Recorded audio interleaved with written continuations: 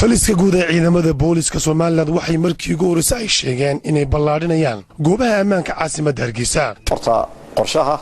meelo badan oo imka asabsan lagu sameeyay oo si nabadgelyo loo bilo cid waliba loo daboolo way jirtaa waayo taana waxaan uga helinayaa bulshada cid qof waliba wuxuu dareemay ammaanka iyo wanaagga leedahay inuu nabadna ku seexdo nabadna ku soo tooso waxa noo qorshaysan in rugaal la kordhiyo in saldhigyada kolba wixii duruufta saamaxdo dhaqaaluhu saamaxo la ballaariyo waana wax noogu qorshaysan oo noogu jira waayo halkii aanu meel dheer uga gurman lahayn in goob walba laga helo ama rug ama saldhig wixii markaa diyaar buu qaranku u yahay waana hawshaasina waa qaarkoodna waaba la bilaabay saakadan qaar baan soo maxaan ku soo dhagax dhigay taliyaha guud ee ciidamada booliska Soomaaliland Saree Guute Cabdullaahi Fadal Iimaan isagoo magaalada Hargeysa kula hadlayay warbaahinta waxa uu sheegay in booliska kaashanay shacabku ay ku guuleysteen inay qabtaan dhalinyarada ugu tirada badneen ee falal amni darro ka sameeyay caasimadda Hargeysa taliyaha oo ka hadlaya hawlgaladii ugu dambeeyay ayaa waxa uu yiri ugu qabqabanayay maaha dhalinyaro dhan maaha koox oo dhan waxa weeye ciidii nabadgelyada wuxuu dhimasa ee koox oo dhanna maaha waa kooxaha qaarkood sidii kuwa hore aan u sheegnay loo carabaabay howlgalkaasi meel fiican buu marayaa qof kastana marka la qabtana waxa weeye sharciga la horgeeyaa xeeraalintii maxkamadda dabeedna iyagaaba day qiraal ah waana uga mahad celinayaa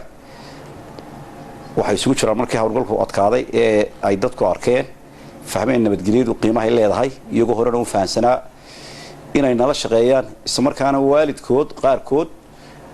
markii waalidkood la xiray ay dhalinyarada qaarkood yimaadeen kuwaas oo leeyahay damiirkoodaaba noolo wanaagsan ninka de waalidkii marka la xiray yimaada oo ha dhalinyarada ugu khatar badan ee kuwa had iyo jeer nabadgelyo darrada sameeya inta badan ciidanka booliska gacantooda ku soo qabtay laakiin way jiraan dhalinyaro markii waalidkood la xiray soo dhiibay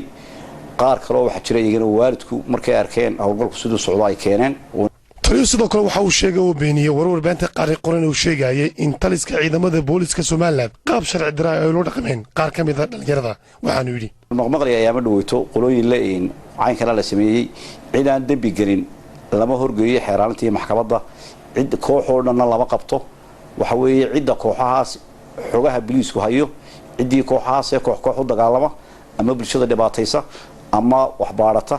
ama cid dhaawacda ama cid wax kala cararto way cid booliisku qabanaya dhalinyaro dhan maaha dhinaca kale qaar ka mid ah waalidiinta dhalay dhalinyarada laga qabtay caasimadda Hargeysa ayaguna waxay beeniyeen in dhalinyarada ay dhaleen lagu sameeyay jirdil waxaana yiraahdeen waxaan nahay diyaanada qolada yaryar ee lagu soo eedeeyay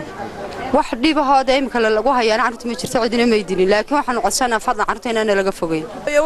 waxaan dhalay waalidiintii waxaanu nahay carruurta duufaan inaan carruurteeda lamana dilin lamana jirdilin si fiican baa la igu hayaa cuntadana waa la siiyaa waxaan kuli waa laysii daayaa waanu aragnaa laakiin codsi yar baan doonaynaa in carruurta meel dhow aanu ka gaadhi karna naloo